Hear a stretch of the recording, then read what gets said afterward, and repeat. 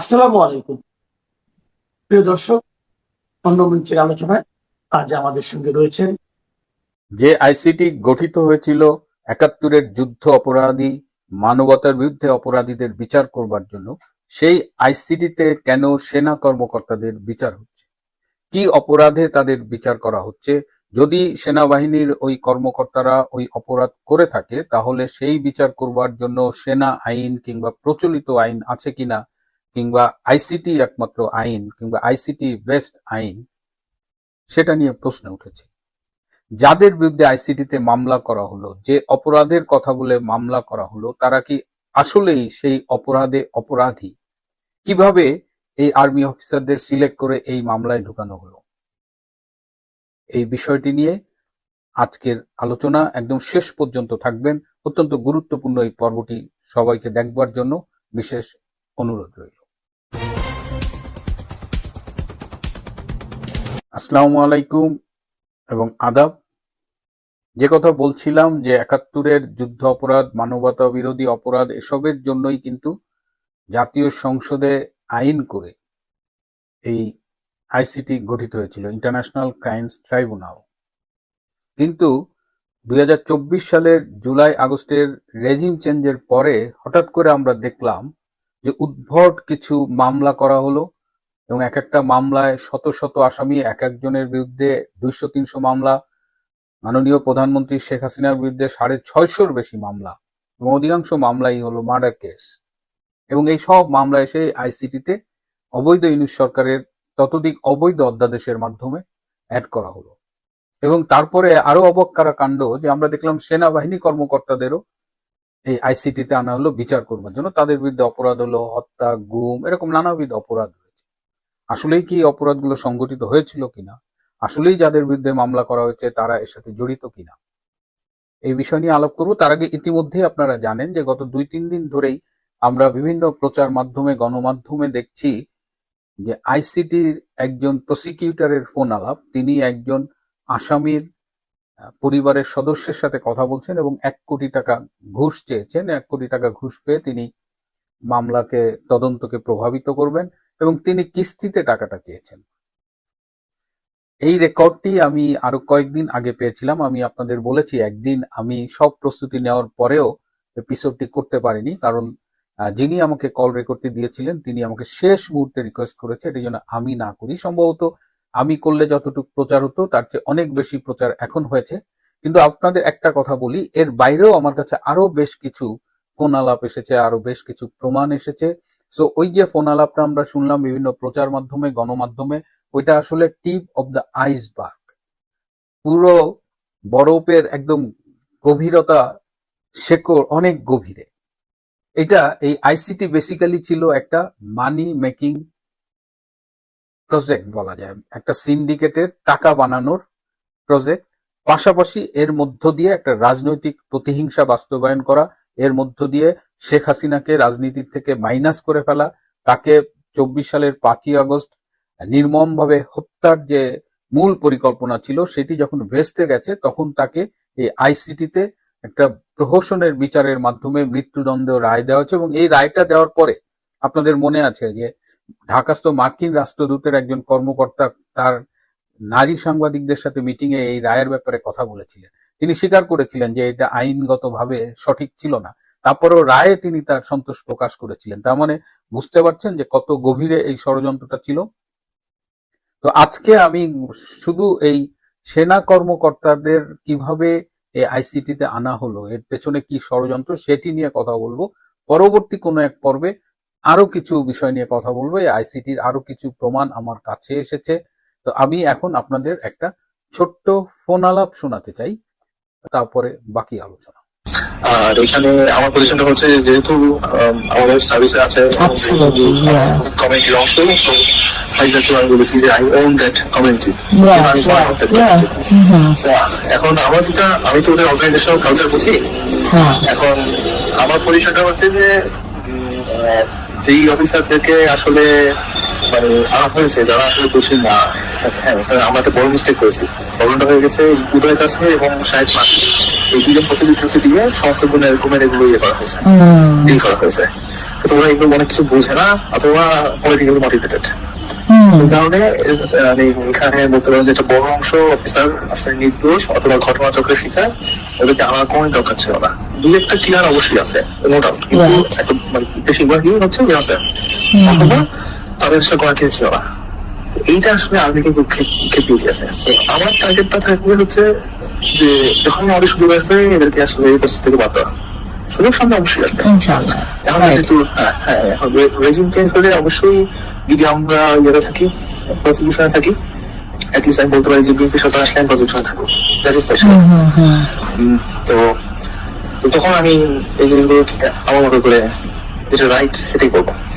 এই আইসিটি সিন্ডিকেটে টাকা হলে বাঘের চোখও পাওয়া যায়।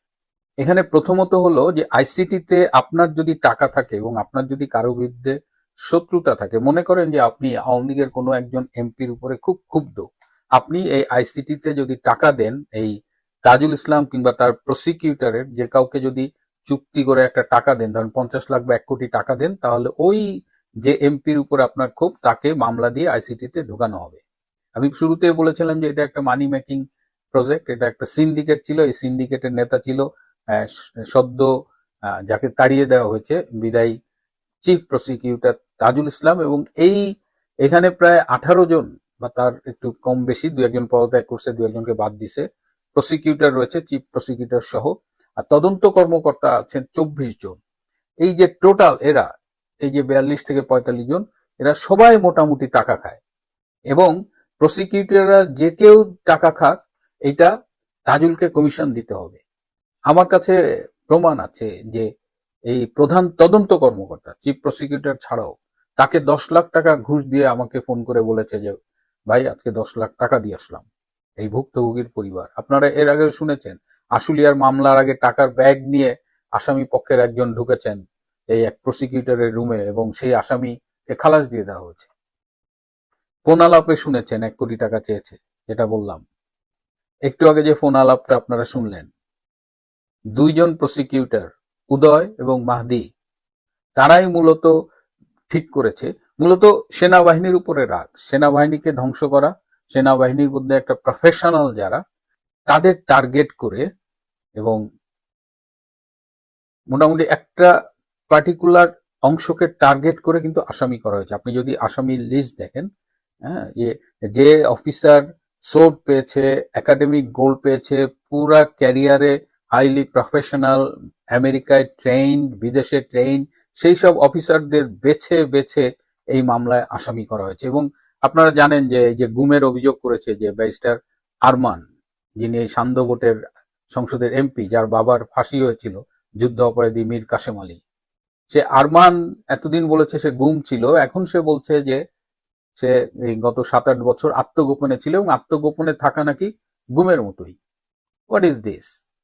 এবং এই যে দেখলেন যে নিরপরাধ আর্মি অফিসারদের এই মামলায় ফাঁসানো হয়েছে। এই ষড়যন্ত্রের সাথে দেশি বিদেশি শক্তি ছিল। এই ষড়যন্ত্রের সাথে প্রথম আলো ডেইলি স্টার গ্রুপ জড়িত ছিল। ডেইলি স্টার দেখেন যে রামপুরার সেখানে মব কন্ট্রোল করার জন্য কিছু আর্মি অফিসারকে, যারা বিজিবিতে ডেপুটেড, তাদের নিয়ে যাওয়া হয়েছিল, অন্য জায়গা থেকে আনা হয়েছিল, এবং তাদের বিভিন্ন কার্যকলাপের সাথে কম্পিউটারে সাইমুলেশন করেছে। তারা দেখিয়েছে সাইমুলেট করে যে এই যে অমুক অফিসার এই গুলি করছে, এই গুলি যে অমুককে করেছে, মানে পুরো গ্রাফিক প্রেজেন্টেশন। অথচ এই গ্রাফিক প্রেজেন্টেশন, এই সাইমুলেশন, এটা যখন যারা করে, যিনি করেন, এটা অ্যাবসলিউটলি তার উপরে ডিপেন্ড করে তিনি কি ডেটা ইনপুট দিচ্ছেন, কি ফিট করাচ্ছেন, তার উপরে আউটপুট চলে আসে। যেখানে বিটিভি ভবন আক্রান্ত হচ্ছে, সব পোড়ায় দিচ্ছে, সেখানে রাষ্ট্রীয় আইন শৃঙ্খলা বাহিনীর সদস্যদের দায়িত্ব কি? এই রাষ্ট্রীয় স্থাপনা প্রোটেকশনের দায়িত্ব আছে, সেখানে ম্যাজিস্ট্রেট আছে, সেখানে অনেকভাবে কাজ আছে। সবকিছুকে উপেক্ষা করে একদম টার্গেটেড ওয়েতে আর্মি অফিসারদের এখানে নিয়ে আসা হয়েছে। এই যে টাকা দিলে মামলা করা যায়, টাকা দিলে তদন্তকে প্রভাবিত করা যায়, টাকা দিলে আপনি মামলা থেকে খালাস পাবেন, এসব করেছে এই তাজুল ইসলামের নেতৃত্বে এই প্রসিকিউটররা এবং তদন্ত কর্মকর্তারা। আজকে তাজুল ইসলাম কোথায়? খবর পেলাম, যখন আপনাদের সামনে কথা বলছি, সে নাকি পালিয়েছে সৌদি আরবে। তো সত্য মিথ্যা জানি না, কিন্তু তাকে যেহেতু দেখা যাচ্ছে না, এবং আমাকে যিনি বলেছে তিনি সাধারণত প্রমাণ ছাড়া কথা বলেন না। কয়েকজন প্রসিকিউটরের নাম আমি পেয়েছি যারা এই অবৈধ অন্যায় দুর্নীতিতে জড়িত। তারা হলেন আব্দুল্লাহ আল নোমান, তারেক আব্দুল্লাহ, মোহাম্মদ সাইমুম রেজা তালুকদার, যিনি সম্প্রতি পদত্যাগ করেছেন, যার কল রেকর্ড ফাঁস হয়েছে, সুলতান মাহমুদ, উদয় তাসমির এবং আব্দুস সাত্তার পালোয়ান। এরা হলো মানে এই পার্টি ধরা, টাকা পয়সা নেগোসিয়েট করা, তাজুলের সাথে বসা, এগুলো এরা নেতৃত্ব দিয়েছে। যেহেতু আইসিটি নিয়ে বিতর্ক হয়েছে, যেহেতু যে অধ্যাদেশ বলে এটি করা হয়েছে সেটি বৈধ নয়, সুতরাং বর্তমান সরকারের একটা দায়িত্ব হবে যে এই অধ্যাদেশটাকে সংসদে যেন পাশ না করানো হয়, এই মামলা এগুলো পুনর্তদন্ত করা হোক, পুনর্বিবেচনা করা হোক, এইগুলো আইসিটির কেস না, এগুলো অধিকাংশ মামলায় আসলে ফলস। সো ওভারঅল একটা রিভিউ করা হোক, রিভিউ করে ব্যবস্থা নেওয়া হোক। এটি অনেক আইনজীবীর কথা, এটা আমার আপনার কথা না, এটা আইনজীবীরাই বলছেন যে আইনের স্বার্থে, আইনি শাসনের স্বার্থে এই যে আইসিটিতে যে মামলাগুলো করা হয়েছে, যে বিচারের নামে প্রহসন চলছে, ইভেন শেখ হাসিনাকে যে মৃত্যুদণ্ড দেওয়া হয়েছে বা আরো কয়েকজনকে মৃত্যুদণ্ড দেওয়া হয়েছে বিভিন্ন মামলায়, এগুলো প্রত্যেকটাই প্রহসনমূলক, এগুলো প্রত্যেকটারই পুনর্বিবেচনা হওয়া উচিত এবং আইনের স্বার্থে এটা করা উচিত। এবং এই যে সেনাবাহিনীর নিরপরাধ অফিসারদের যে আইসিটিতে নিয়ে হয়রানি করা হচ্ছে, বিচারের মুখোমুখি করা হচ্ছে, এটা অবিলম্বে বন্ধ করা উচিত। তাদের স্ব স্ব বাহিনীতে, স্ব স্ব কাজে অবিলম্বে ফিরিয়ে নেওয়া উচিত। এদের অনেককে আমি ব্যক্তিগতভাবে চিনি, তাদের ক্যারিয়ারটা এত এত ভালো, এত এক্সিলেন্ট ক্যারিয়ার এবং একটা প্রফেশনাল অফিসার, এদের আজকে এইসব প্রহসনের মাধ্যমে এই বিপর্যয়ের মুখে দাঁড় করানো হচ্ছে। এটি কারো জন্যই ভালো না, না দেশের জন্য, না জাতির জন্য, না সেনাবাহিনীর জন্য। এই সমস্ত ষড়যন্ত্রের সাথে যুদ্ধ অপরাধী গোলাম আজমের ছেলে আজমিও জড়িত। অনেকে বলেন জেনারেল ওয়াকার খানও নাকি জড়িত। যাই হোক, আমরা এই অবস্থার একটা সুষ্ঠু তদন্ত চাই। এই নিরপরাধ আর্মি অফিসারদের বিরুদ্ধে যে অন্যায় করা হচ্ছে সেটি অবিলম্বে বন্ধ করা হোক, তাদের স্ব স্ব কর্মক্ষেত্রে ফিরে যাবার সুযোগ দেওয়া হোক। বাংলাদেশে ত্রয়োদশ জাতীয় সংসদ নির্বাচনের পর আজ প্রথম সংসদে অধিবেশন ছিল। এই অধিবেশনকে কেন্দ্র করে অনেকগুলা বিচ্ছিন্ন ঘটনা ঘটে গেছে। একটা ঘটনা বিশেষভাবে একেবারে দাগ কেটে গেছে। বাংলাদেশের মহামান্য রাষ্ট্রপতি তিনি যেই ন্যাক্কারজনক ঘটনার জন্ম দিয়েছেন, পাশাপাশি প্রধান বিরোধী দল জামাত যে ধরনের ন্যাক্কারজনক ঘটনা ঘটিয়েছে, এটা কোনোভাবেই সভ্য রাষ্ট্রে কাম্য নয়। যদিও বাংলাদেশ কোনো সভ্য রাষ্ট্র না, সুতরাং এটা কাম্য নয়, এটা বলাটাই বোকামি। বাংলাদেশ আওয়ামী লীগের সাধারণ সম্পাদক সৈয়দ আশরাফুল ইসলাম, উনার একটা কথা খুব মনে পড়ছে। ছাত্রলীগ থেকে যেমন বীর সেনানীর জন্ম হয়, ঠিক একইভাবে ছাত্রলীগ থেকে বিশ্বাসঘাতক মীর জাফরের জন্ম হয়, যেটার উজ্জ্বল দৃষ্টান্ত স্থাপন করলেন মহামান্য রাষ্ট্রপতি জনাব শাহাবুদ্দিন চুপ্পু। তিনি ছাত্র জীবনে ছাত্রলীগের রাজনীতি করেছেন, যুবলীগের রাজনীতি করেছেন, আওয়ামী লীগের রাজনীতি করেছেন। তার অতীত রাজনৈতিক ইতিহাস নিয়ে কথা বলাটা নেহাত বোকামি। তিনি পরবর্তীতে আমলা ছিলেন, আইনজীবী ছিলেন, একজন পাক্কা মুজিব আদর্শের মানুষ ছিলেন। কিন্তু মানুষের আদর্শ যে সবসময় ঠিক থাকে না, সেটার উদাহরণ যদি আমি ধরি কর্নেল অলি, আখতারুজ্জামান, যাকে জামাত 20 কোটি টাকার বিনিময়ে কিনে নিয়েছে বিএনপি থেকে। মহামান্য রাষ্ট্রপতি সংসদের আজকের অধিবেশনে যখন ভাষণ দেওয়ার জন্য প্রস্তুত হলেন, তখন জামাত ইসলাম যে ধরনের অশ্লীল অশ্রাব্য স্লোগান দিয়েছে, এইসব স্লোগান দেখার জন্য কি মহামান্য রাষ্ট্রপতি সংসদে গিয়েছেন? আসলে আমার মাথায় আসছে না। আমি কোনোভাবেই স্বাভাবিক ওয়েতে এই ব্যাপারটা নিতে পারছি না, কারণ আমাকে দিয়ে এটা হচ্ছে না। বাংলাদেশের ইতিহাসের গৃহপালিত দুইজন ব্যক্তি যদি থেকে থাকে, স্বাধীনতা পরবর্তী দুইজন গৃহপালিত মীর জাফর যদি থেকে থাকে, একটা সেনাপ্রধান ওয়াকার আর একটা রাষ্ট্রপতি শাহাবুদ্দিন চুপ্পু। অনেকেই বলার চেষ্টা করছে, বলছে রাষ্ট্রপতি শাহাবুদ্দিন চুপ্পু এবং সেনাপ্রধান ওয়াকার ডিপ স্টেটের লোক, অর্থাৎ মার্কিন গোয়েন্দা সংস্থা সিআইএ তাদেরকে এইসব জায়গায় বসিয়েছে। একটা কথা ভাবেন, 15 বছরে আওয়ামী লীগ দেশকে যতটা সমৃদ্ধশালী করেছে, ঠিক একইভাবে উল্টো দিকে আওয়ামী লীগের যে সাংগঠনিক ভিত ছিল, যে সাংগঠনিক শক্তিমত্তার জায়গাগুলো ছিল, সবকিছুকে ধ্বংস করে সব 2 নাম্বার লোকদেরকে পদ পদবিতে বসিয়েছে, সব 2 নাম্বার লোকদেরকে নেতৃত্ব স্থানীয় পর্যায়ে বসিয়েছে, যার উজ্জ্বল দৃষ্টান্ত সেনাপ্রধান ওয়াকার এবং রাষ্ট্রপতি শাহাবুদ্দিন চুপ্পু। তার বক্তব্যটা আমরা শুনি সংক্ষেপে।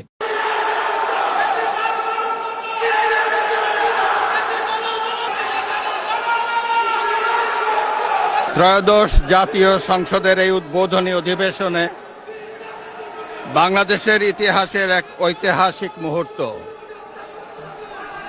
হাজারো শহীদের রক্তের সিঁড়ি বেয়ে দীর্ঘ ১.৫ দশকের ফ্যাসিবাদী শাসনের অবসানের পর একটি শান্তিপূর্ণ, অবাধ, সুষ্ঠু ও নিরপেক্ষ নির্বাচনের মাধ্যমে নির্বাচিত প্রতিনিধিদের নিয়ে এই মহান জাতীয় সংসদের যাত্রা শুরু হয়েছে। ত্রয়োদশ জাতীয় সংসদ নির্বাচনে অংশগ্রহণকারী সকল রাজনৈতিক দল এবং এই নির্বাচন আয়োজনের সঙ্গে সংশ্লিষ্ট সকলের প্রতি আন্তরিক অভিনন্দন। আওয়ামী লীগ সরকারের মনোনীত রাষ্ট্রপতি আওয়ামী লীগকে বলতেছে দীর্ঘ ১.৫ দশক যাবৎ ফেসিবাদী শাসন ব্যবস্থা কায়েম করেছিল। তাহলে আপনি যে রাষ্ট্রপতি হয়েছেন সেটাও তো ফেসিবাদী রাষ্ট্র ব্যবস্থার মধ্য দিয়ে আপনি হয়েছেন।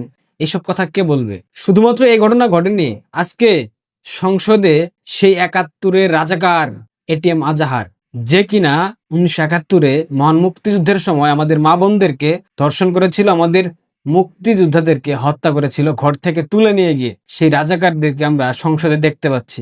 একটা পশ্চিম পাকিস্তানি সংসদ আজ উপহার দিয়েছে সম্মানিত প্রধানমন্ত্রী 10% তারেক রহমান। আজকের এই সংসদ অধিবেশনে এমন কিছু ঘটনা ঘটেছে যেটা একজন রাষ্ট্রের নাগরিক হিসাবে বাংলাদেশের আমি অনেক লজ্জিত। যুদ্ধাপরাধের দায়ে দণ্ডিত ৭ জন রাজাকারকে জাতীয় সংসদে স্মরণ করা হয়েছে।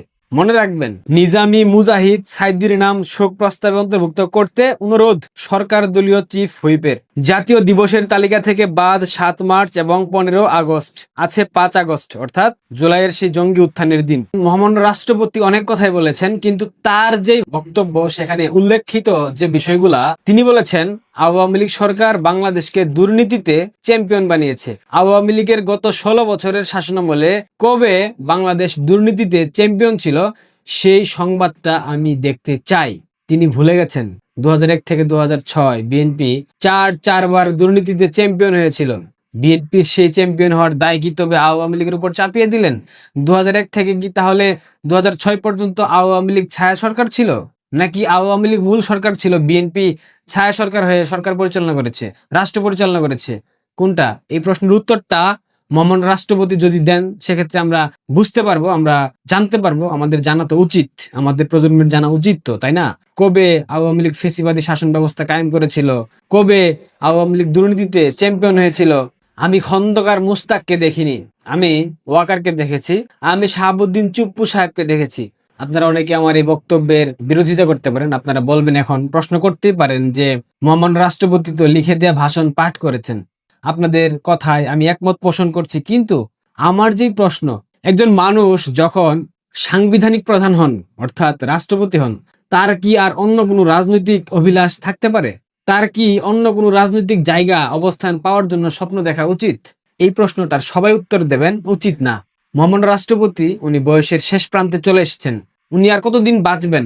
তাহলে ঠিক কি কারণে আজ সংসদে এই ধরনের বক্তব্য দিলেন? বক্তব্য লিখে দেওয়া হবে সেটা আপনিও জানেন, আমিও জানি, তিনি নিজেও জানতেন।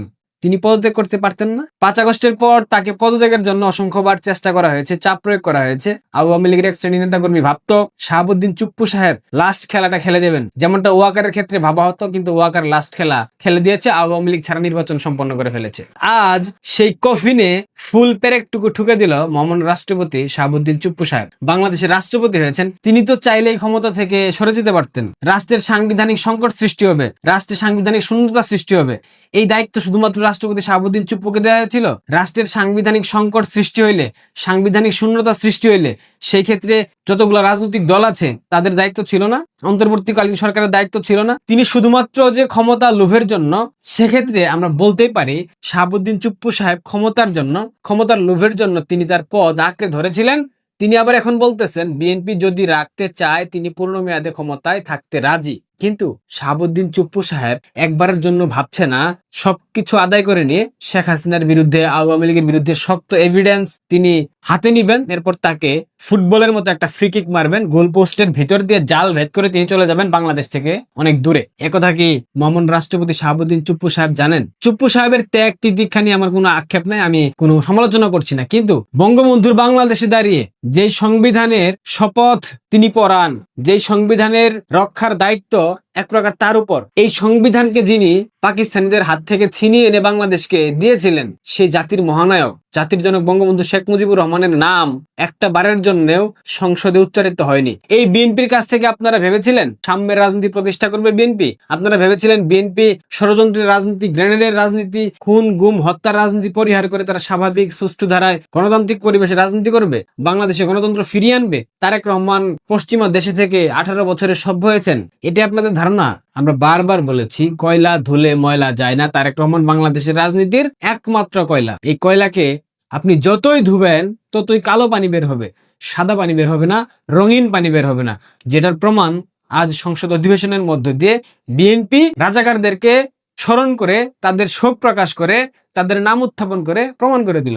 আর এই বিএনপির গৃহপালিত রাষ্ট্রপতি, যাকে সবাই বলে ডিপ স্টেটের দালাল, এই দালাল আওয়ামী লীগের আমলে নিয়োগপ্রাপ্ত, আওয়ামী লীগেরটা খেয়ে পরে যার স্বপ্ন ছিল একটা সংসদ সদস্য হবে পাবনা থেকে, তাকে রাষ্ট্রপতি বানিয়ে দেওয়া হলো। আর সেই রাষ্ট্রপতি এখন বলতেছে আওয়ামী লীগ নাকি খুন গুমের রাজনীতি কায়েম করেছিল, আওয়ামী লীগ ফ্যাসিজম কায়েম করেছিল, আওয়ামী লীগ দুর্নীতিতে চ্যাম্পিয়ন হয়েছিল।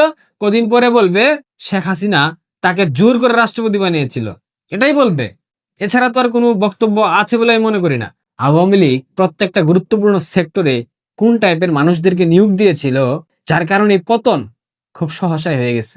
প্রত্যেকটা সেক্টরে জামাত, বিএনপি এবং আন্তর্জাতিক চক্রান্তকারীরা তাদের লোকজন বসিয়েছিল, যার মধ্যে শাহাবুদ্দিন চুপ্পু অন্যতম। নয়তোবা এই বৃদ্ধ বয়সে এসে তিনি কেন ক্ষমতার লোভকে সংবরণ করতে না পেরে ক্ষমতা আঁকড়ে ধরবার জন্য বঙ্গবন্ধুর বিরুদ্ধে বক্তব্য দিলেন, শেখ হাসিনার বিরুদ্ধে বক্তব্য দিলেন, আওয়ামী লীগের বিরুদ্ধে বক্তব্য দিলেন, আওয়ামী লীগকে ফ্যাসিস্ট বানিয়ে দিলেন। আপনিও তো ফ্যাসিস্টের দোষর, তাহলে আপনি তো আওয়ামী লীগের মনোনীত রাষ্ট্রপতি ছিলেন। একথা একবারও ভাবলেন না? অনেকে বলবেন যে লিখিত বক্তব্য নাকি, সেটা আমার দেখার বিষয় না ভাই। উনি চাইলেই পদত্যাগ করতে পারতেন, উনি কেন সেটা করলেন না? কারণ একটাই, তিনি ক্ষমতার লোভী, তিনি ক্ষমতায় দীর্ঘদিন থাকতে চান, তার মেয়াদ পূর্ণ করতে চান। আমি খন্দকার মুশতাককে দেখিনি, আমি মির্জাফরকে দেখিনি, আমি ওয়াকারকে দেখেছি, আমি শাহাবুদ্দিন চুপ্পুকে দেখেছি। তাদের মতো মির্জাফর, তাদের মতো খন্দকার মুশতাককে এনসিপির নেতাকর্মীরা, এই টুকাইরা যে স্লোগান দেয় এদের বিরুদ্ধে, আমি ব্যক্তিগতভাবে আজকে থেকে সমর্থন করলাম। এদের মতো রাজাকার, এদের মতো 2 নাম্বার লোক এদেরকে এভাবেই স্লোগান দিতে হবে, এদেরকে এভাবেই ট্রিট করতে হবে। প্রয়োজন ছিল অন্য কিছু করার, কিন্তু সংসদের পরিবেশ একেবারে বিনষ্ট যাতে না হয় সেই জায়গা থেকে তাকিয়ে তারা আসলে কিছু করেনি। শাহাবুদ্দিন চুপ্পু সাহেব শেষ সময় এসে এই যে পাপের বোঝা মাথায় নিলেন, এটা কোনোভাবে আপনার কাছ থেকে বাংলাদেশের সাধারণ মানুষ এবং আওয়ামী লীগের কর্মী সমর্থকরা প্রত্যাশা করেনি। আপনি রাষ্ট্রপতি হওয়াটা একটা চমক ছিল, সেই চমক শেষ সময় এসে আপনি এভাবে সমাপ্ত করবেন ভাবিনি আমি। আপনাকে বিএনপি স্রেফ ব্যবহার করতেছে, আপনার ব্যবহার শেষ হয়ে গেলে টিস্যু পেপারের মতো ডাস্টবিনে ফেলে দেবে, এটুকু মাথায় রাখবেন। প্রিয় দর্শক, পারলে শেয়ার করবেন। ভালো থাকবেন।